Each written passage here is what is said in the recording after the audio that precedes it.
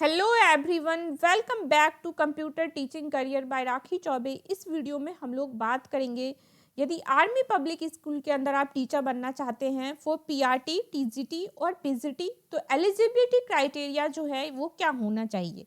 देखिए, eligibility criteria की यदि बात करते हैं तो सबसे फर्स्ट नंबर पे जो आपका आ जाता है वो आ जाता है आपका एजुकेशनल क्वालिफिकेशन, यानी कि आपको क्या, आपके पास क्या क्या डिग्री अवेलेबल होनी चाहिए, क्या क्या आप किस किस चीज़ों में आप पास हैं, उसके बाद आप अप्लाई कर सकते हैं। ठीक है, फिर है आपका एज लिमिट, आप कितने साल तक के हैं या फिर आपके पास टीचिंग एक्सपीरियंस कितना है, तभी आप फॉर्म फिल कर सकते हैं।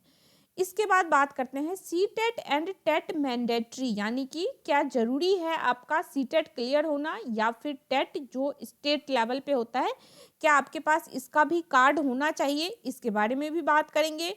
इसके साथ है, देखिए, अवेलेबिलिटी ऑफ सब्जेक्ट, यानी कि आप जिस सब्जेक्ट के लिए अप्लाई करना चाहते हैं, यदि हिंदी, इंग्लिश, मैथ, संस्कृत, तो आप जिस भी सब्जेक्ट के लिए अप्लाई करना चाहते हैं, क्या उस सब्जेक्ट के लिए यहाँ पे वैकेंसी है या नहीं है। ठीक है, तो इस चारों ही फैक्टर पे डिटेल में बात करेंगे। तो चलिए वीडियो स्टार्ट करते हैं। सबसे पहला जो आपका आता है वो क्या है, नंबर 1 पे आता है आपका एजुकेशनल क्वालिफिकेशन, जो कि फॉर्म फिल करने के लिए सबसे मैंडेटरी और फर्स्ट थिंग बहुत ही इंपॉर्टेंट है। ठीक है, अब देखिए, मिनिमम क्वालिफिकेशन आपकी क्या क्या होनी चाहिए। यदि आप पीजीटी के लिए अप्लाई करते हैं, यानी कि पोस्ट ग्रेजुएट टीचर के लिए अप्लाई करते हैं, जो कि आपका 11th-12th के लिए होता है, तो इसके साथ आपका ग्रेजुएशन जो है वो, सॉरी, पोस्ट ग्रेजुएशन जो है आपका क्लियर होना चाहिए। ठीक है, पोस्ट ग्रेजुएशन आपका क्लियर होना चाहिए। आप जिस भी सब्जेक्ट में क्लियर अप्लाई कर रहे हैं, उसके लिए आपके पास मास्टर डिग्री होना अवेलेबल है। मास्टर डिग्री में भी मार्क्स जो है आपका 50% होना जरूरी है, इससे कम वाले फॉर्म नहीं फिल कर पाएंगे। ठीक है, अब इसके बाद बात करते हैं। देखिए, प्रोफेशनल डिग्री कहने का मतलब है जो बीएड होता है ना, जो टीचर के लिए आपने ट्रेनिंग कर रखा है, उसको कहते हैं प्रोफेशनल डिग्री। तो आपके पास बीएड होना कंपलसरी है और बीएड में भी 50% मार्क्स होना मैंडेटरी है। ओके, यदि आप टीजीटी के लिए अप्लाई कर रहे हैं तो टीजीटी में देखिए आएगा आपका 9-10, बट वैसे आता है कहीं कहीं, सॉरी, ये वैसे ही आता है 6 to 8 के लिए, यानी 6 to 8 के बच्चों के लिए आप पढ़ाने के लिए अप्लाई कर रहे हैं, बट कभी कभी काम लिया जाता है आपको 9 से 10 के लिए भी। ओके, तो टीजीटी की यदि बात करें तो ग्रेजुएशन आपका क्लियर होना चाहिए 50%, और जिस सब्जेक्ट से आपने ग्रेजुएशन कर रखा है उसी सब्जेक्ट के लिए आप अप्लाई करेंगे, और बीएड में आपका 50% पास होना चाहिए। ठीक है, अब नेक्स्ट आता है आपका पीआरटी, और देखिए पीआरटी के लिए यहाँ पे ग्रेजुएशन मैंडेटरी है। ठीक है, पीआरटी के लिए कई बार क्या होता है, अपन फॉर्म फिल कर सकते हैं, जैसे कि केवीएस वगैरह में आपको आपके स्टेट में ऑप्शंस आता है।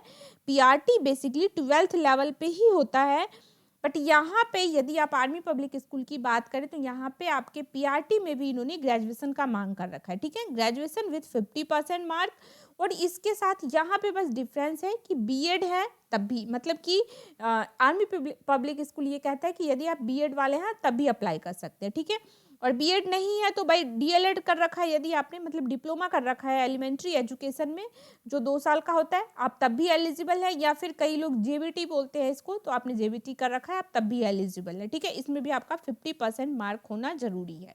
तो ये चीज क्लियर हो गया, कोई कंफ्यूजन नहीं है क्वालिफिकेशन को लेके। ओके, अब नेक्स्ट थिंग जो आता है आपका वो आता है एज लिमिट। ठीक है, एज लिमिट और रिलैक्सेशन की बात।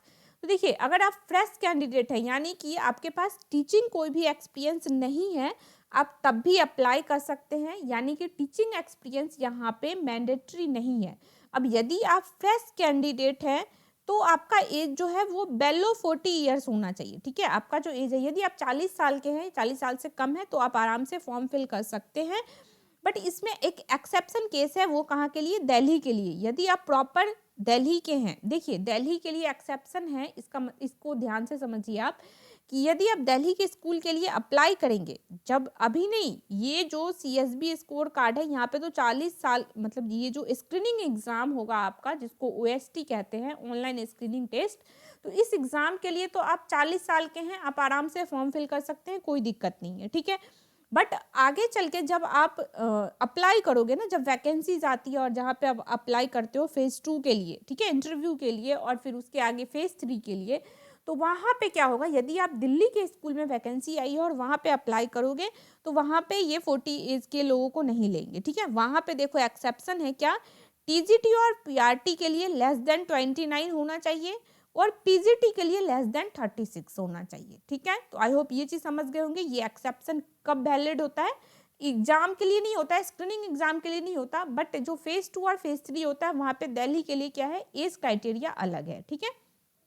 नेक्स्ट है एक्सपीरियंस कैंडिडेट, यानी कि यदि आपके पास टीचिंग एक्सपीरियंस है, वो टीचिंग एक्सपीरियंस यानी कब का, तो देखिए लास्ट 10 सालों में यदि आपके पास मिनिमम 5 साल का भी एक्सपीरियंस है ना, मतलब मिनिमम कम से कम आपने 5 साल पढ़ाया है तब काउंट होगा। 1-2 साल वाले का कोई काउंट नहीं होगा, कोई रिवार्ड नहीं मिलेगा। कम से कम 5 साल है या फिर 5 से 10 साल के बीच में आपने 7 साल पढ़ाया, 8 साल पढ़ाया, तब आपको फ़ायदा मिलेगा। एज लिमिट में क्या है, बिलो 57। अब गाइज यार 60 ईयर्स में तो रिटायरमेंट ही हो जाती है, तो क्या ही अप्लाई करेंगे, ठीक है। तो समझ सकते हैं। बट अगर दिल्ली में बात करें फेज 2 पे जब आप जाओगे तो 40 ईयर्स ही है यहाँ पे लिमिट। तो ये आपका एज था। ओवरऑल कहे तो 40 ईयर एज लिमिट है। यदि आप 40 साल से कम के हैं तो आप आराम से फॉर्म फिल कर लीजिए स्क्रीनिंग के लिए, ठीक है। अब नेक्स्ट आता है आपका जो सबसे इम्पोर्टेंट क्वेश्चन है यहाँ पे कि क्या सीटेट और टेट मैंडेटरी है, कंपलसरी है आपके एग्जाम में बैठने के लिए, स्क्रीनिंग एग्जाम में बैठने के लिए या फिर नहीं। तो ये वेरी इंपॉर्टेंट पॉइंट है, इसको बहुत ही ध्यान से पढ़िए।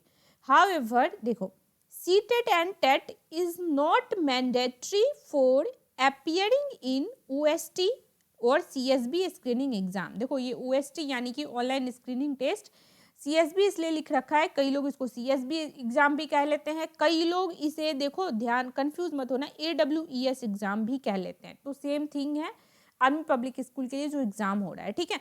अब ये क्या कह रहा है कि नॉट मैंडेटरी, यानी कि ये मैंडेटरी नहीं है। आपके पास सीटेट नहीं है, आप सीटेट पास नहीं हो अभी, तो कोई कंफ्यूजन नहीं है, आप आराम से स्क्रीनिंग के पेपर में बैठ सकते हैं, ठीक है। या आपके पास टेट नहीं है, आप अपने स्टेट का टेट नहीं पास हो, तब भी कोई दिक्कत नहीं है, आप स्क्रीनिंग के पेपर में बैठ सकते हैं। देखिए ये इसने ये कहा है कि स्क्रीनिंग के पेपर में बैठ सकते हैं। इसने आगे की कोई जो आपका फेज 2 आता है और फेज 3 आता है, जो मेन रिक्रूटमेंट प्रोसेस है, इसमें बैठ सकते हैं या नहीं, इसके बारे में आगे पढ़िए। CTET and TET conducted by central government is mandatory for TGT PRT to be appointed regular and contractual. ध्यान से देखिए इसे, यदि आप आर्मी पब्लिक स्कूल के अंदर टीचर बनना चाहते हैं, वेदर वो रेगुलर पोस्ट के लिए आप अप्लाई कर रहे हैं या फिर कॉन्ट्रेक्चुअल के लिए, इस टाइम आपका सीटेट होना या फिर आपने किसी भी स्टेट का अपना टीईटी पास कर रखा है, ये मैंडेटरी है, ठीक है। तो आप स्क्रीनिंग एग्जाम में तो बैठ जाओगे, लेकिन जब वैकेंसी जाएगी स्कूलों में तो आप वहाँ पे जब आप अप्लाई करोगे तो वो आपको एज अ रेगुलर या फिर कॉन्ट्रैक्ट पे भी नहीं रखने को तैयार है। इसके साथ भी एक कंडीशन है, वो देखो क्या है, others found fit in all other respect may be appointed on ad hoc basis till attainment of qualification. अब इस चीज को समझो, यहाँ पे एक टर्म आपको दिखा है नया चीज, एडॉक।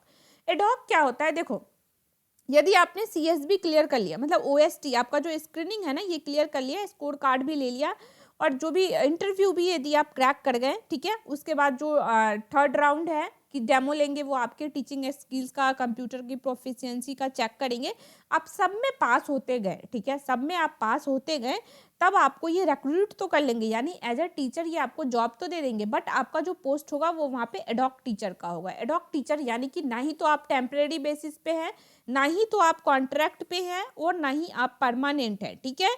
इन दोनों में से कुछ भी नहीं है। कब तक नहीं है, जब तक कि आपके पास सीटेट की सर्टिफिकेट नहीं आ जाती है, यानी कि 3 साल तो देखो वैसे भी वैलिड होता है ना, अपना ये ओएसटी कार्ड जो है, सीएसबी कार्ड जो मिलता है वो वैसे भी 3 साल तक वैलिड होता है। तो आप ज्वाइनिंग के 3 साल के अंदर या फिर जो ये कार्ड मिला है उसके बाद से 3 साल के अंदर आपको सीटेट क्लियर कर लेना है, ठीक है। और सीटेट नहीं क्लियर है, मान लो क्या हुआ कि अभी आपको सीएसबी कार्ड मिला और अभी आपको मतलब रिसेंटली कोई स्कूल में वैकेंसी आ गई 2 महीने के अंदर और आपने ज्वाइनिंग ले लिया, तो आप ज्वाइनिंग ले सकते हैं, कोई दिक्कत नहीं है, बट आपको 3 साल के अंदर अंदर क्या करना होगा, सीटेट क्लियर करना होगा। तो ये चीज़ जो एक बहुत बड़ा कन्फ्यूजन था, ये भी आई होप क्लियर हो गया होगा कि क्या सीटेट या टेट जरूरी है। तो देखिए सीटेट और टेट जरूरी नहीं है, स्क्रीनिंग एग्जाम के लिए। बट यदि आप अप्लाई करना चाहते हो, परमानेंट होना चाहते हो, वहाँ पे आपको सीटेट पास करना होगा स्क्रीनिंग एग्जाम के 3 साल के अंदर अंदर। ठीक है, ये चीज़ क्लियर हो गया। अब हम लोग डिस्कस करते हैं कि कौन से सब्जेक्ट में यहाँ पे वैकेंसीज आती है। यानी कि यदि आप इंग्लिश हिंदी जिसके भी लिए अप्लाई करना चाहते हो, तो पीआरटी में तो कोई सब्जेक्ट है ही नहीं, तो आपके काम की होगी नहीं ये। पीआरटी वाले तो मतलब एलिजिबल है, आराम से भर सकते हैं। और पीजीटी टीजीटी के लिए टेंशन होता है कि क्या मतलब मान लो आप होम साइंस में अप्लाई करना चाहते हो, तो होम साइंस में टीजीटी का पोस्ट है या नहीं, या पीजीटी का पोस्ट आता है या नहीं। ठीक है, तो इसमें देख लेते हैं। इससे पहले एक जरूरी बात जो बता दूं आप सभी को कि जो लोग, कुछ लोग सोचते हैं कि अपियरिंग में है। देखिए यहाँ पे, देखिए यहाँ पे कई लोग कंफ्यूज होते हैं कि अपियरिंग है यदि आप, यानी कि फाइनल ईयर में हैं, तो क्या आप एलिजिबल हैं या नहीं। यदि आप पीजी में अपियरिंग है या ग्रेजुएशन फाइनल ईयर में है, ठीक है, तब भी अपियरिंग में है, तो आप एलिजिबल नहीं है। कहीं पे भी अपियरिंग का कोई मेंशन नहीं है। या फिर कई लोग सोचते हैं कि बीएड सेकेंड ईयर में है तो क्या फॉर्म फिल कर सकते हैं, तो नहीं गाइज, अपियरिंग का कोई कंडीशन ही नहीं है। यहाँ पे अपियरिंग है तो आप फॉर्म फिल ना करें, आपका क्लियर होना जरूरी है ये, वेदर ये बीएड हो या फिर आपका एजुकेशन डिग्री हो। ठीक है, चलिए अब सब्जेक्ट को डिस्कस कर लेते हैं। देखिए, यदि आप इंग्लिश के लिए अप्लाई करना चाहते हैं तो पीजीटी और टीजीटी दोनों में ही आपके लिए ओके है। हिंदी है तो पीजीटी और टीजीटी दोनों में ही ओके है। इसके साथ ये बता दूं कि ये जो एग्ज़ाम है वो सिर्फ इंग्लिश मीडियम में होता है। ठीक है, कई लोग सोच रहे होंगे कि ये बाइलिंगुअल होता है, नहीं, बाइलिंगुअल यानी कि इंग्लिश और हिंदी दोनों में नहीं, सिर्फ इंग्लिश मीडियम में ही ये एग्ज़ाम होता है। ठीक है, और इंग्लिश मीडियम में यदि आप हिंदी के लिए, देखो अब आप हिंदी के लिए अप्लाई कर रहे हो, टीजीटी हिंदी या पीजीटी हिंदी, तो भाई हिंदी में तो वो क्या इंग्लिश मीडियम में आपका एग्जाम लेगा, तो हिंदी वाले और इसके साथ संस्कृत वाले, ठीक है, हिंदी और संस्कृत के लिए ही सिर्फ ये एग्जाम हिंदी में होता है। अदरवाइज ये एग्जाम जो है वो इंग्लिश मीडियम में होता है, हिंदी का कोई ऑप्शन नहीं है यहाँ पे। ठीक है, अब देख लीजिए यहाँ पे संस्कृत वाले के लिए पीजीटी का पोस्ट नहीं है और टीजीटी का है। मैथमेटिक्स में पीजीटी है और टीजीटी भी है। केमिस्ट्री में पीजीटी के लिए भी है, टीजीटी के लिए भी है। फिजिक्स में पीजीटी भी है, टीजीटी भी है। फिजिकल एजुकेशन में पीजीटी है पर टीजीटी नहीं है। पॉलिटिकल साइंस में पीजीटी है और टीजीटी भी है। ज्योग्राफी में पीजीटी है और टीजीटी नहीं है। ठीक है, अब नेक्स्ट देखिए एक बार, और भी बहुत सारे सब्जेक्ट हैं। हिस्ट्री में है तो पीजीटी और टीजीटी दोनों के लिए अप्लाई कर सकते हैं। बायोलॉजी में है तो PGT TGT both. Computer science में है तो ध्यान रखना है सिर्फ और सिर्फ पीजीटी के लिए पोस्ट आता है, टीजीटी के लिए नहीं आता है। साइकोलॉजी में है तो पीजीटी के लिए आएगा, टीजीटी के लिए नहीं है। कॉमर्स में से कॉमर्स वाले बच्चे पूछते हैं बीकॉम वाले, एमकॉम वाले क्या कर सकते हैं, तो सिर्फ पीजीटी के लिए ही कर सकते हैं और बीकॉम पे होगा ही नहीं, क्यों, क्योंकि टीजीटी है ही नहीं। हाँ, बीकॉम पे आप पीआरटी के लिए अप्लाई कर सकते हैं। अब है बायोटेक्नोलॉजी वाले, तो पीजीटी के लिए है और टीजीटी के लिए नहीं है। होम साइंस में पीजीटी है, टीजीटी नहीं है। इकोनॉमिक्स में पीजीटी है और टीजीटी नहीं है। ठीक है गाइज, आई होप मैंने अपनी साइड से एलिजिबिलिटी के लिए सारे ही क्राइटेरिया जो थे वो क्लियर कर दिए। अदरवाइज इसके अलावा भी यदि आपको कोई भी कंफ्यूजन है, कोई भी क्वेरी है, तो आप कमेंट करके पूछ सकते हैं। मैं कोशिश करूंगी उस पर आपको वीडियो प्रोवाइड कर सकूं। ठीक है, ऐसे ही टीचिंग एग्जाम से रिलेटेड सारी ही अपडेटेड इन्फॉर्मेशन के लिए आप जुड़े रह सकते हैं हमारे साथ। फिर मिलेंगे नेक्स्ट वीडियो में, तब तक के लिए thank you, bye bye, take care.